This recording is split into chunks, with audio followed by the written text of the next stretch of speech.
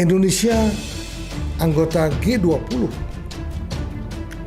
Tetapi kenyataannya banyak sekali orang miskin di Indonesia ini.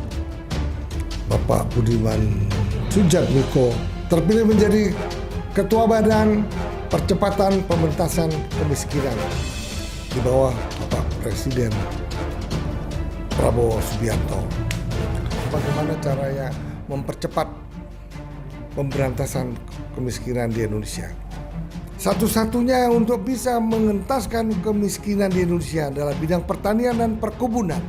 Pengentasan kemiskinan dalam 3-4 tahun sampai 5 tahun bisa.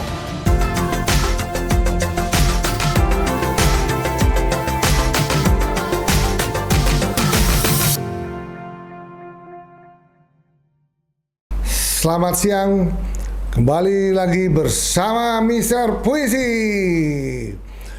Bapak-bapak, ibu-ibu, para hadirin sekalian, para milenial, marilah kita merenung sejenak. Kenapa hari ini Mr. Puisi membahas mengenai kemiskinan?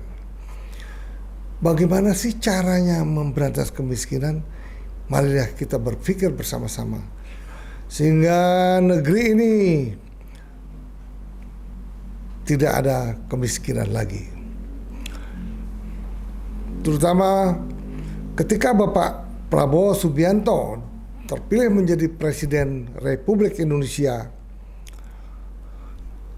beliau sangat berpikir keras. Indonesia anggota G20. Tetapi kenyataannya banyak sekali orang miskin di Indonesia ini.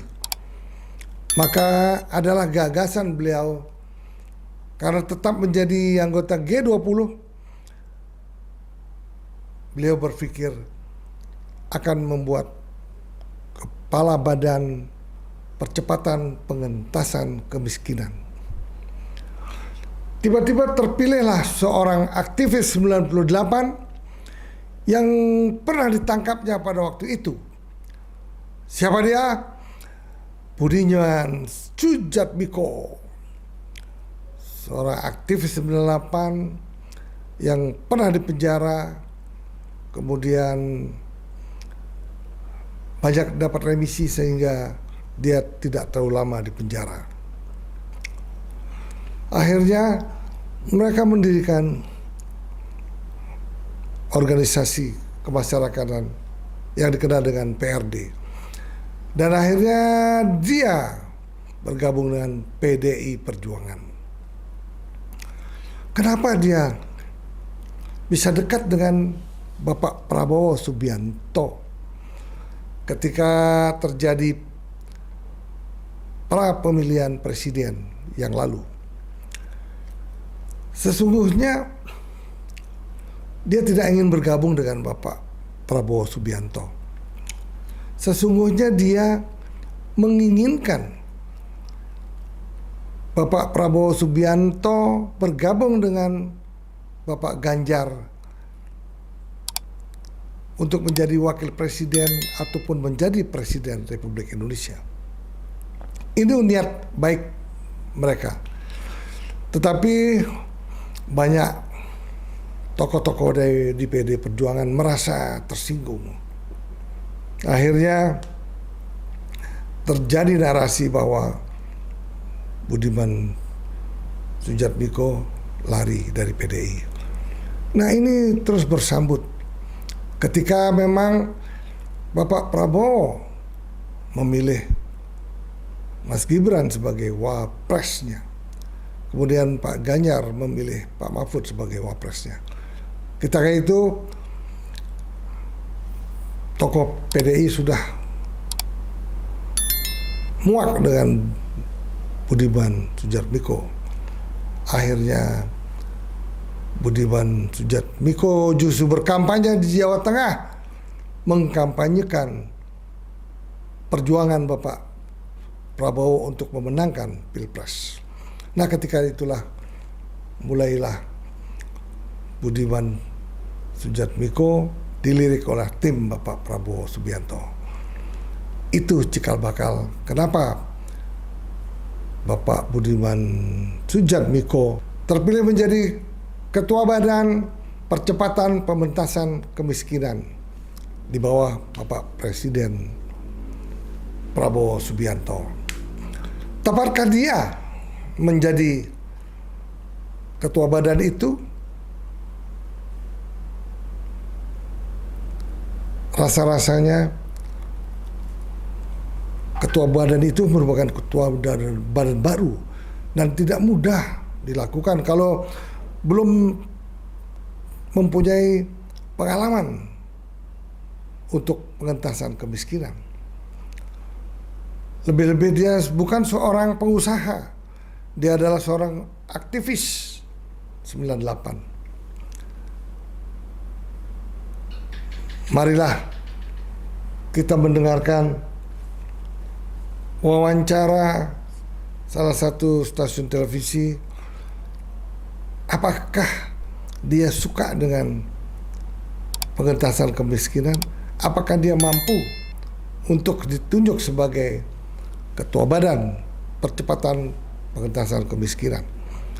Mari kita simak sedikit mengenai wawancara Pak Budiman Sujatmiko di Sindo News TV. Silakan menonton. Ya, kemudian jalur distribusi beras terancam bisa karena besar Taiwan, berarti nggak ada kecukupan beras di Indonesia. Berarti petani Indonesia harus ke tanam. Jadi saya sambungkan yang global itu dengan lokal.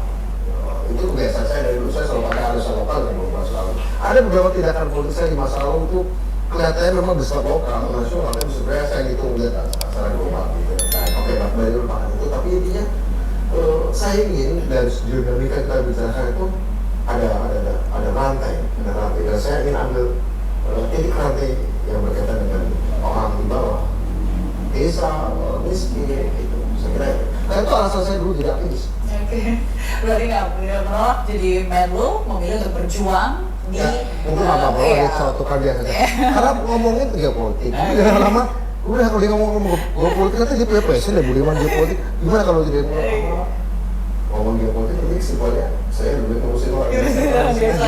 Karena nyambung bagi saya nyambung. Ya, bisa nyambung. Sesuai dengan perjuangan Mas Budiman juga gitu ya selama ini. Tapi pas kemarin waktu atau pas tadi cerita ditawarin ada omongan untuk menjadi Menlu pasti itu iya celutukan. Dia mungkin ini orang kelihatannya apa sih?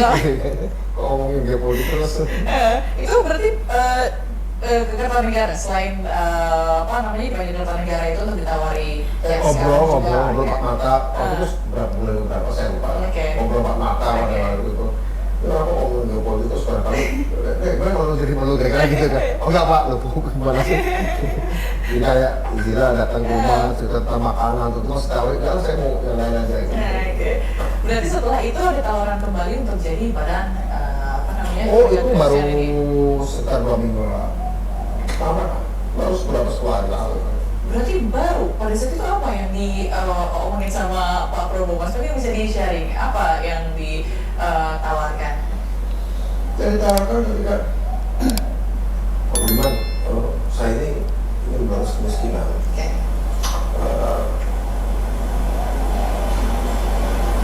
Percuma kita hidup dulu kalau sekarang miskin. Dan orang miskin itu tidak seperti yang orang bilang katanya cuma 25 juta. Karena bukan cuma yang ekstrim, tapi juga yang miskin saja atau merasa miskin juga kita perhatikan. Ada mau ya bantu saya untuk batas kemiskinan ini dan jadi terus koordinasi dengan dengan saya mau bikin badan percepatan pengentasan kemiskinan. Anda pasti peduli dengan itu. Ya saya peduli ya semua kehormatan bagi saya. Tapi dengan lembaga baru, ya nggak apa-apa. Saya pikir ini kehormatan gitu. Karena itu juga passion pertama saya dalam hidup bukan saya itu adalah my biggest question pertama dalam hidup saya kan kenapa orang miskin, kenapa orang jadi miskin itu pertanyaan saya di usia 5 tahun. Sehingga ketika di usia sekarang bahwa saya dapat tugas untuk menyelesaikan jawaban atas pertanyaan yang saya simpan sekitar 49 tahun yang lalu itu bagi saya mustahil, semesta mendukung. semesta melalui Pak Prabowo memberi saya, mempercayai saya untuk mengetahui badan yang akan menjawab pertanyaan saya saat usia saya masih 5 tahun. Bagi saya itu spiritual. Oke. Ini bukan sebuah political offer. Yes. Itu bukan sebuah political offer, tawaran politik, jabatan, bukan. Bagi saya itu kayak semacam spiritual Yes. mandat. Dan itu didukung oleh semesta begitu ya. Semesta mendukung. mendukung bahwa Mas Budiman insya Allah kedepannya akan Disuruh menjawab itu. menjawab itu. Karena badannya sama sekali baru gitu kan. Oke. Tapi soal baru ini juga beberapa lembaga negara baru termasuk yang pegang oleh Mas Budiman juga gitu. Apakah sama? Dengan pada saat itu di Hambalang. Apakah mereka juga ditawari dengan cara yang sama begitu dengan Budiman atau iya teman Oh, saya kurang tahu kalau teman-teman yang lain, saya kurang tahu atau teman yang lain. Tapi yang jelas sih, saya di Hambalang nggak ikut, Pak. Pelatihan di Hambalang saya nggak ikut. Oh gitu. Oke. Tapi mas beberapa minggu sebelumnya saya pernah ikut pelatihan di Kemenko. Yang diadakan oleh pemerintah sebelumnya selama 10 hari. 10 hari. 5 hari online, 5 hari offline. Nah itu apa di Hambalang saja, tapi adalah perlu diteruskan. Apa yang menarik? Ini menarik bahwa baik saya di Kemenhan yang pertahanan maupun forum yang teman-teman di Hambalang Forum yang kami ikuti bersama-sama di Magelang. itu forum yang sangat besar, menghadirkan pembicara kelas John Schreiber, ahli geopolitik international relations, kemudian ada Regen, ada yang lain, ada NUS juga banyak. Saya kira sebagai pengalaman saya baru pertama ini seorang presiden mau menyusun tim. Itu yang dikonsultasikan dengan ide. Ini di sana. Gagasan saya sendiri. Saya mungkin tidak bisa menjelaskan secara teori intelektual, maka saya hadirkan pembicara yang bisa dijelaskan di saya secara konseptual, secara teoritis, baik dalam maupun inilah cara saya melihat namanya, inilah cara saya membaca Indonesia, inilah cara saya membaca sejarah, dan ini dan bicara internasional, ekonomi, politik, pertanian, birokrasi, leadership, military juga masalahnya. Demikianlah apa yang kita dengar dari Bapak Budiman Sujatmiko. Ternyata sedikit sekali hal-hal yang disitir ataupun dibicarakan. Juga pertanyaannya kok sedikit sekali juga mengenai program apa sih yang akan dilakukan untuk pengentasan kemiskinan. Sedikit sekali. Tetapi tentunya pakar-pakar yang telah memberikan presentasi ketika di Hambalang maupun di Magelang, banyak hal-hal yang telah dibicarakan, banyak hal yang telah didiskusikan, terutama bagaimana caranya mempercepat pemberantasan kemiskinan di Indonesia. Tentunya mungkin Pak Budiman Sujatmiko, walaupun saat itu dia adalah aktivis 98, tentunya Pak Budiman Sujatmiko harus belajar dengan apa yang telah dibuat oleh Bapak Presiden Soeharto saat itu. Bapak Presiden Soeharto dengan kelompok pencapirnya, dengan pertaniannya begitu maju karena beliau telah membuat embung, membuat waduk-waduk di seluruh Indonesia. Akhirnya pertanian di Indonesia cukup maju. Tetapi bagaimana beliau itu mengentaskan kemiskinan saat itu? Maka mereka membuka transmigrasi ke tempat-tempat yang masih subur tetapi penduduknya sangat jarang. Misalnya ke Sumatera, Sulawesi, kemudian ke Lampung, kemudian juga kemana-mana pada waktu itu. Kebetulan penduduk di Pulau Jawa dan di Pulau Bali keahliannya banyak yang bercocok tanam, banyak menjadi petani-petani. Ketika itu maka Bapak Presiden Soeharto mengirimkan orang-orang Jawa dan orang-orang Bali bertransmigrasi ke Sumatera, Kalimantan, Sulawesi. Itu yang terjadi saat itu. Maka telah terjawab juga ketika para transmigran dari Bali maupun dari Jawa akhirnya menjadi orang-orang yang cukup mampu di negeri orang lain. Seperti kita lihat di Kali Anda, di Lampung, di Sulawesi, justru para petani-petani yang ditransmigrasikan saat itu menjadi orang-orang yang sangat mampu dan sangat mapan kehidupannya. Nah, itulah salah satu cara Bapak Presiden Soeharto untuk mengentaskan kemiskinan, sehingga pada waktu itu menjadi lumbung padi dan menjadi lumbung yang luar biasa yang belum pernah dialami oleh pemerintah selanjutnya. Itu yang dilakukan oleh Bapak Soeharto. Kiranya mungkin Bapak Budiman Sujatmiko akan meniru program-program pengentasan kemiskinan melalui pertanian, melalui perkebunan yang telah dibuat oleh Bapak Soeharto saat itu.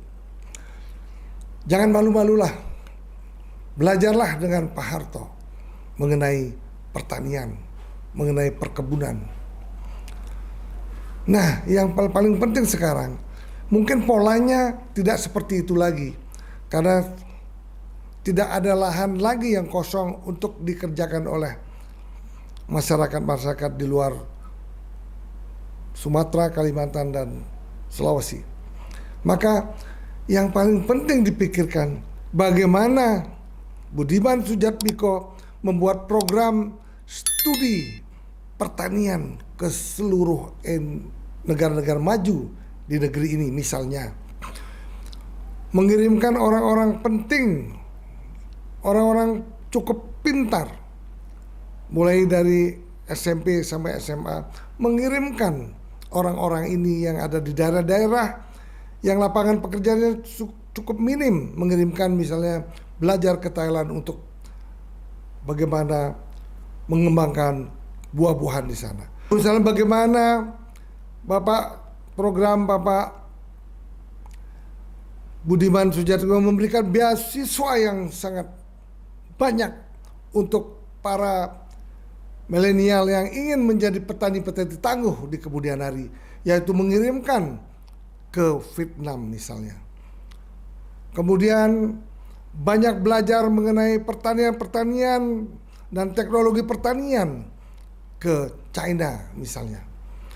Nah, kalau hal ini bisa dilakukan, percayalah, satu-satunya untuk bisa mengentaskan kemiskinan di Indonesia adalah bidang pertanian dan perkebunan. Itu salah satunya. Kemudian masalah-masalah UMKM, memberi penyuluhan-penyuluhan, memberikan training-training, dan apabila memungkinkan mengirim UMKM yang belum maju ke China di sana. Kenapa China sangat maju UMKM-nya? Sampai mengirim barangnya ke seluruh dunia. Kenapa kita tidak bisa mampu seperti itu? Nah, itu yang harus dibedah oleh Bapak Budiman Sujatmiko. Seperti yang perencanaan yang Bapak Prabowo Subianto saat ini dilakukan adalah masalah-masalah sumber daya manusia. Itu yang sangat difokuskan oleh beliau. Pak Budiman Sujatmiko harus menangkap hal ini, mengajukan program kerja, mengajukan budget untuk mengirim sebanyak-banyaknya bagi orang-orang di desa-desa, di kota maupun di pedalaman-pedalaman untuk mau belajar pertanian di luar negeri. Thailand, Vietnam, China, dan banyak juga negara-negara lain yang pertaniannya, perkebunannya sangat hebat. Kemudian setelah mereka kembali di Indonesia, dibikinlah tim-tim kecil untuk mengolah pertanian secara intensif. Nah, seperti yang sekarang dilakukan oleh Menteri Pertanian, mencetak sawah 1 juta hektar di Papua.